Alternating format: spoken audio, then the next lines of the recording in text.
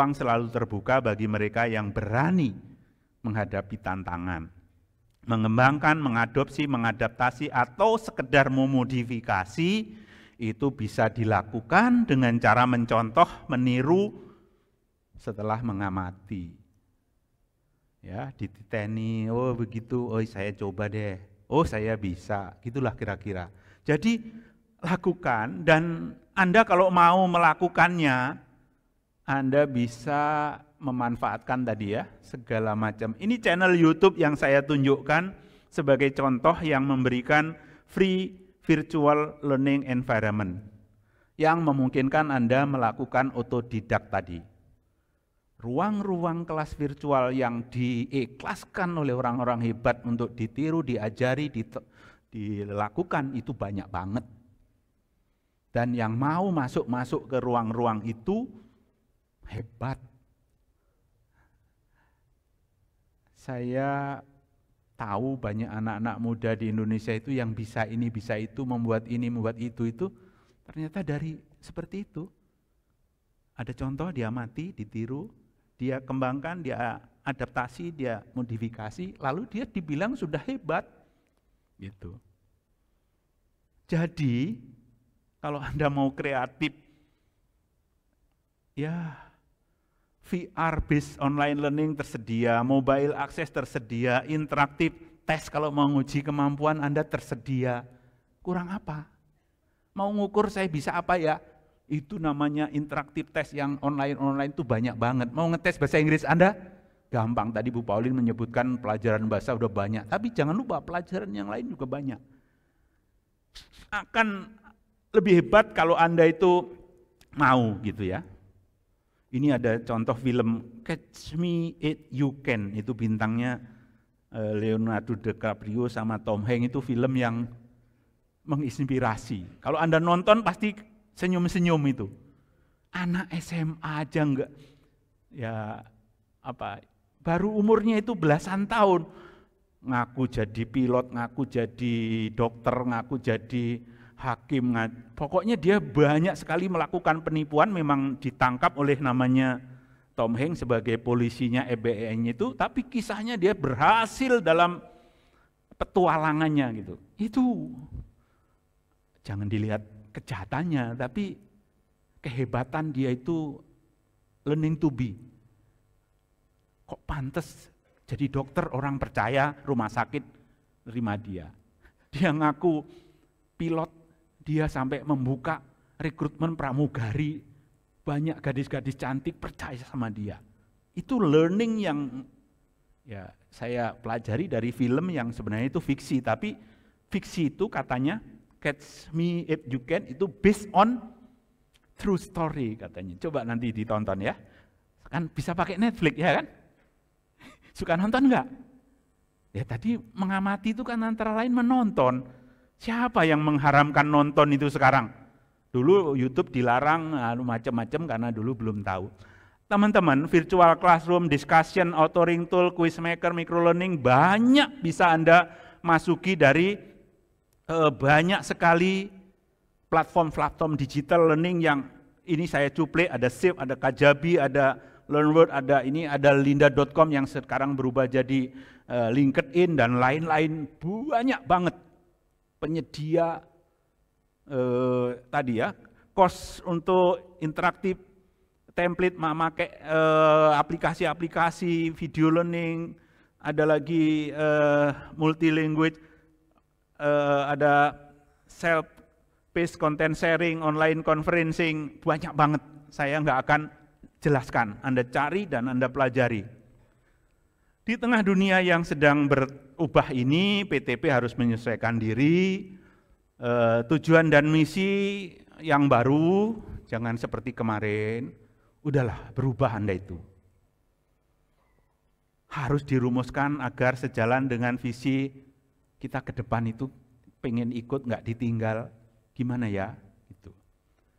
Kepekaan menangkap fenomena baru yang menggejala harus diasah dan buatlah setajam mungkin insting naluri Anda.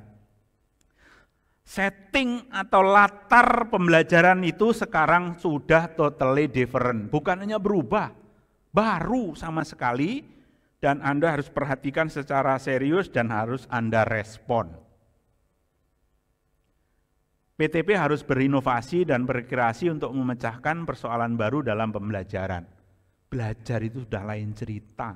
Jangan ngomong masih kayak waktu Anda sekolah, waktu Anda kuliah. No. Enggak lagi. Kalau Anda masih nostalgia, ya Anda tidak bisa bergerak move on, apalagi bergerak maju. Setting atau latar pendidikan atau latar pembelajaran itu yang dulu disebut tradisional, klasikal, sudah dikembarin dengan namanya virtual semua, digital. Personalized setting dan juga ada alternatif-alternatif. Kalau enggak begini, begitu, makanya orang enggak pusing, enggak bisa sekolah sekarang, enggak pusing tapi bisa belajar. Di luar ya, memang di Indonesia kita masih ini. U-learning, ubiquitous learning itu sebenarnya asal ada node, ada devices, ada sekarang pakai QR code dan RFID dan seterusnya, terjadi learning anywhere, anytime, bisa berselancar, bisa mendapatkan apa yang dibutuhkan, dicari. PJJ tadi sudah dijelaskan Pak Yunus, intinya bahwa sekarang ini waktunya kita menerima model belajar seperti itu. Dulu di kantor kita ada SMP terbuka 76 dibuat, UT dibuat 84 dan seterusnya. Saya mengembangkan PGSD jarak jauh dan lain-lain. Sekarang itu peluang-peluang untuk membuat PJJ yang baru itu banyak sekali. Jangan terpancang hanya kepada definisi-definisi lama. Definisi baru mengatakan teknologi itu bukan hanya hard. Prinsipal, teori, filosofi baru, belajar itu namanya teknologi juga, karena itu ada teori-teori belajar. Dan kalau belajar itu bisa seamless learning, borderless learning, space Anda masuki, maka Anda perlu melihat ke depan itu, perbaiki tata belajar Anda, cermati, belajar dengan tujuan yang lurus dan jalan yang mulus. Renungkan, kira-kira gimana bentuknya? Bukan hanya untuk Anda sendiri, kalau Anda bisa menolong orang lain, tugas PTP itu facilitating learner, memfasilitasi learner. Belajar di saat yang tepat, di tempat yang tepat, tanpa sekat. Anda renungkan, saya enggak berdetail. Mari kita berkolaborasi sinergi mensukseskan transformasi digital dengan cara Anda tahu kebijakan nasional ada, regulasinya ada, teknologinya ada, platform-platform tersedia. Anda simak itu, nanti Anda akan bisa ikut main di dalamnya dan akan meningkatkan kinerja Anda meskipun WFH atau WFA kita enggak peduli. Ke depan kita akan ikut tentang aturan-aturan baru. Jangan masih pusing dengan angka kredit dupak, karena sebentar lagi itu akan dirubah. Ada Permenpan nomor 6 2022, kinerja nanti beda penilaiannya. BKN peraturan nomor 11 2002, pembinaan kepegawaian JF berubah. Jadi di sini jangan ada yang nanya-nanya dupak saya dan seterusnya. Depak aja itu, ya. Kita berdoa mudah-mudahan mulus semut perubahannya. Kesimpulannya begini, PTP itu harus fokus memfasilitasi belajar, dan itu mulai dari Gen Alpha sampai yang ASN untuk yang adult learning atau untuk yang ASN ya. Anda harus mengenal namanya soft tech, hard tech, theory and tool. Itu new tech itu tidak hanya hard ya, tapi ada theory tool, new direction, policies ya, kebijakan, regulasi dan perubahan-perubahan. New demand, apa sih yang problem yang dihadapi di dunia pendidikan, dunia pelatihan, dunia ASN. Perlu diingat bahwa Anda itu kalau mempelajari seperti yang digambarkan oleh narasumber-narasumber sebelumnya itu, Anda akan bisa membuat learning, education itu possible, memungkinkan untuk for all. Ya. Equality, quality, access, competitiveness terbangun. Inilah 3 hal yang harus dicermati, temuan-temuan baru teknologi, kedua kebijakan, ketiga demand dari masyarakat. Kalau Anda ke sana, ini pesan saya tulis sengaja dalam bahasa Inggris walaupun saya tidak jago bahasa Inggris, ini murni karangan saya. Shape your paradigm and mindset. The real challenge is doing your job seriously. Tantangan yang paling benar, tadi yang judulnya peluang dan tantangan. Tantangan yang paling utama adalah Anda harus mengerjakan job Anda, jabatan Anda dengan serius, dan deliver the best services for your stakeholder. Berikan kepada yang membutuhkan Anda. You have opportunities and challenge to serve learner by providing learning model.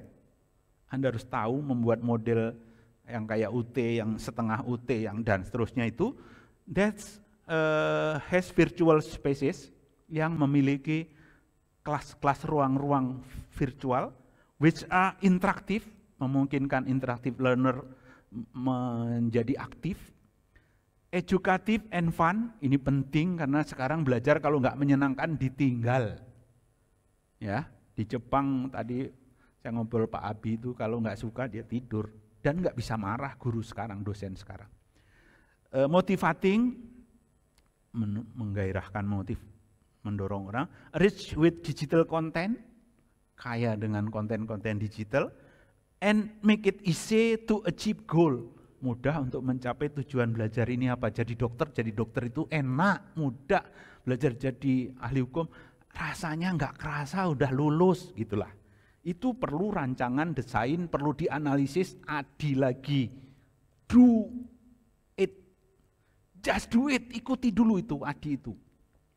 Nah, ini video saya bisa diakses nggak? Ini dengan ini nggak bisa saya puter.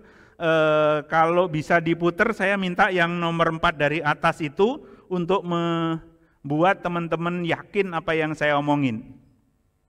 Coba kita putar sejenak. Memang hanya berapa menit kok. Sambil memikirkan pertanyaannya Mbak Ika, boleh Anda siapkan? Jaringannya oke enggak? Sudah yang bisa muter ya? Silahkan disimak sejenak, dilebarin. Ya, saya juga ingin nonton.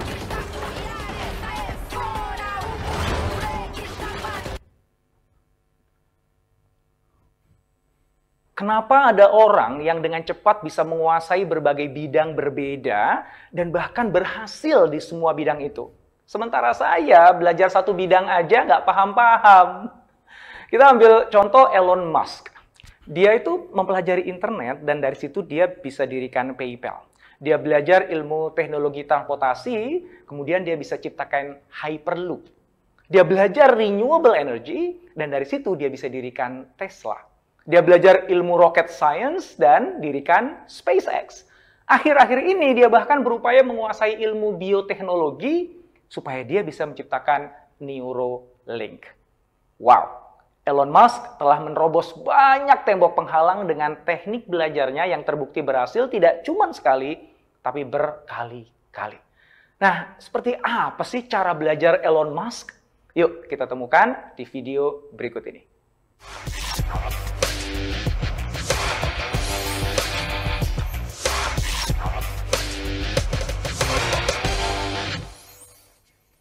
Saya menemukan artikel menarik ditulis oleh Jack Dagey yang dalam blognya menyebutkan bahwa dia telah berhasil mengidentifikasi cara Elon Musk belajar. Dia menyebutnya 2 aturan belajar ala Elon Musk. Aturan yang pertama adalah bangun pohon pengetahuan. Dan aturan yang kedua adalah sambung ranting pengetahuan. Yuk kita bahas kedua aturan itu ya. Namun sebelumnya, bagi teman-teman yang belum sempat subscribe, silahkan klik tombol subscribe dan aktifkan notifikasinya ya. Biasa, promosi channel. Betul bahwa Elon Musk adalah seorang yang jenius. Bahkan kemungkinan dia disejajarkan dengan Nikola Tesla, Albert Einstein, Isaac Newton bahkan. Dia punya cara pandang yang memang berbeda dalam memandang masalah dibandingkan dengan kebanyakan pengusaha atau inovator pada umumnya. Dan tentu saja dia membaca ratusan buku. Dia juga bekerja dengan pakar-pakar terbaik di kelasnya. Tapi bukan itu sebenarnya yang membuat dia jadi pembelajar yang hebat. Metode belajarnya sebenarnya nggak terlalu canggih-canggih amat sih. Bahkan dua aturannya tadi tentang bagaimana belajar lebih cepat itu bisa diterapkan oleh siapapun dan kapanpun, termasuk oleh Anda. Termasuk Yuk kita Anda, ya, mulai jangan lupa. kaji dari aturan yang pertama, yaitu bangun pohon pengetahuan. Dalam sebuah percakapan di Reddit, Musk membahas pendekatannya terhadap pembelajaran dan struktur yang ia gunakan, dan dia mengatakan begini, penting untuk melihat pengetahuan sebagai semacam pohon semantik. Pastikan Anda memahami prinsip-prinsip dasarnya, yaitu batang dan cabang besar, sebelum Anda masuk ke dedaunan atau detilnya. Jika tidak, maka kemana dedaunan itu akan nempel nantinya. Nah, apa sih maksudnya ini bagi kita? Kita tuh perlu paham bahwa nggak semua ilmu itu ditimbang dengan bobot atau kepentingan yang sama. Dalam hal pembelajaran, ada perbedaan antara pengetahuan yang ujungnya menggantung di dahan dan pengetahuan yang menyusun pangkal batang pohon tersebut. Nah, Elon Musk itu ahli banget dalam memahami apa yang jadi inti dari setiap sektor usaha yang ia garap. Dan dia selalu mulai dari sana, memastikan bahwa dia memiliki genggaman terbaik pada batangnya sebelum dia pindah ke bagian kecil dari cabang maupun daunnya. Nah, banyak dari kita melakukan yang sebaliknya. Kita sibuk mempelajari fakta-fakta teknis sementara tidak pernah... Baik, Ya, kita beri kesempatan nonton masing-masing ya tuntasnya. Silahkan Mbak Ika dibuka pertanyaan. Mungkin ada 3 ya, menit. ini 5 waktu menit. sudah mepet ya Pak ya, mungkin kita beri kesempatan Ya, kita pertanyaan. sudah lapar Mbak. Ya, mungkin yang sudah melalui ini ya, Slido bisa ada yang terhubung secara daring. Online, ya silahkan. Silakan Bapak. Mohon sebutkan nama dan instansinya. Terima kasih atas kesempatan. Saya Steve Limin dari IAKN Manado, Kementerian Agama. Nah, ini saya mau tanya Pak Pur, terkait online distance learning ini yang saat ini telah berjalan. Saat ini ketika saya akan lakukan pelatihan, ini terkendala di daerah kami, ada beberapa daerah yang kesulitan terhadap jaringan. Ini pembelajarannya bagaimana menurut Pak Pur untuk bisa efektif dalam pembelajaran secara online dan menggunakan media-media pembelajaran dan platform teknologi pembelajaran ini.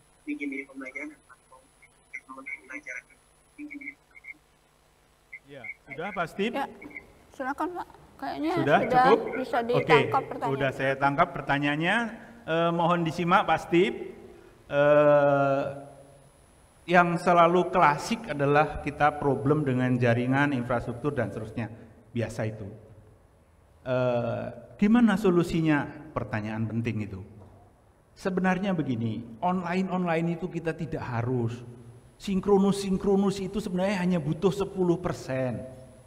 Kita itu bisa ngedownload kayak tadi Indrawan tadi itu, jangan dikira ya kita harus dengar dia itu di mana saja, ya enggak lah. Tapi kan kita bisa ketika pergi ke kota download yang dibutuhkan, bawa pulang ke gunung, nanti diputer di tempat masing-masing, menjadi asynchronous learning namanya. Dan banyak sekali model-model cara mengakses yang bisa dilakukan secara indirect, tidak langsung itu.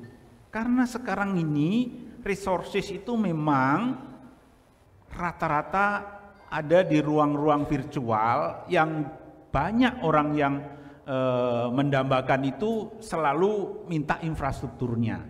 Harus ada dong dan seterusnya. Sambil itu diusahakan oleh pemerintah seluruh Indonesia akan berdering, akan online itu, Anda bisa memanfaatkan timing ketika ada di kota di Jakarta ini, belanjalah pengetahuan yang banyak, nanti ketika pulang ke tempat yang susah itu, ilmu itu Anda teruskan, gali lagi, membangun pengetahuan itu seperti itu. Jadi tidak benar, tidak dewasa kalau orang mengatakan karena saya miskin, saya tidak bisa ini, tidak punya ini, kemudian tidak belajar. Lakukan dengan cara-cara yang kreatif, yang offline learning itu juga sangat dimungkinkan dengan cara sharing dengan yang bisa online gitu. Saya nggak punya akses internet, teman bisa akses, hasilnya ya Anda ngopi secara tidak online gitu. Jadi ada banyak solusi Pak Steve. Untuk mahasiswa nggak ada alasan, karena kayak di kota Manado itu ya pasti geser sedikit sajalah, kalau di gunung tidak ada jaringan ya turun gunung sedikit gitu. Jadi sebenarnya hanya masalah manajemen ini, masalah mengatur waktu, mengatur kesempatan. Jadi teman-teman, pertanyaan semacam ini jangan terus terjadi di negara kita ini ya. Negara ini sudah lumayan lah dari sisi target-target pencapaian layanan untuk akses gitu ya. Akses memang menjadi penting, tetapi tidak mesti akses itu directly sinkronus. Ada bentuk-bentuk asinkronus yang Anda harus kuasai, dan itulah tugas PTP, memberitahu kepada pendidik, guru dan seterusnya, kalau nggak bisa itu ini aplikasinya, kalau nggak bisa ini gitu. Alternatif menyimpan, mindah, membuat kiriman dari teman untuk bisa belajar tidak langsung itu. Ketemu Sokrates kan nggak mungkin lagi, tapi gimana tetap membaca pikirannya Sokrates, cari cara kita gitu. Ilmunya dosen UI hebat, saya cari. Kalau ketemu di online syukur, kalau nggak ketemu saya cari tetangga saya yang kuliah di UI atau ngajar di UI, boleh nggak saya baca bukunya yang kamu baca dan seterusnya. Usaha-usaha itulah yang harus dilakukan dengan berbagai model inisiatif belajar dengan otodidaktisme namanya, mengakses dan mencari, searching, browsing, itu adalah digital literacy abad ini yang Anda harus tahu, grabbing, meraih, mengambil segala macam ilmu, keterampilan, itu ada caranya. Itu pasti. Ya. Mudah-mudahan menjawab. Ya, terima kasih Pak Purwanto. Ini karena waktu sudah jam istirahat ya Pak ya. Iya. Mungkin sebelum mengakhiri paparan Bapak ada yang mau disampaikan Pak? Oke. Sebagai closing statement. Boleh Mbak Ika, saya ingin mengajak teman-teman, ayolah kita ini menjadi pelaku untuk mensupport transformasi digital. Anda sebagai PTP lakukanlah untuk diri Anda sendiri dulu, learn how to learn, termasuk caranya Elon Musk tadi, sedapat mungkin Anda coba pahami, kalau bisa terapkan, dan masih banyak cara-cara orang lain yang juga Anda harus perlu ikuti, karena kalau hanya Anda percaya kepada teori, buku yang sudah lama itu, nggak bisa. Pekerjaan hari esok belum ada hari ini. Belajarnya nggak bisa kepada orang yang ada hari ini. Anak-anak kita itu tantangannya berat karena dia harus siap untuk mengerjakan tugas, pekerjaan, job yang sekarang pun belum lahir. Bagaimana orang bisa menangkap sesuatu yang belum kelihatan? Itulah PTP harus simpati, berempati kepada learner yang sekarang generasi alpha itu. Dia sekarang itu nggak tahu nanti jadi apa. Kayak 20 tahun lalu ada anak ditanya mau jadi apa. YouTuber belum ada yang jawab dari YouTuber diketawain. Karena YouTuber sekarang nyata, dulu belum. Tapi kalau orang yang sudah menanyakan apa yang harus saya siapkan masa depan, itulah orang-orang sukses di masa depan. Jadi Anda jangan mundur. Mau belajar ilmu yang kemarin, ilmu yang hari ini pun nggak cukup, carilah ilmu yang untuk masa depan. Sebagai PTP Anda adalah learner, sebagai PTP Anda harus memfasilitasi learner. Just do it. Terima kasih. Billahi taufik wal hidayah. Wassalamualaikum warahmatullahi wabarakatuh.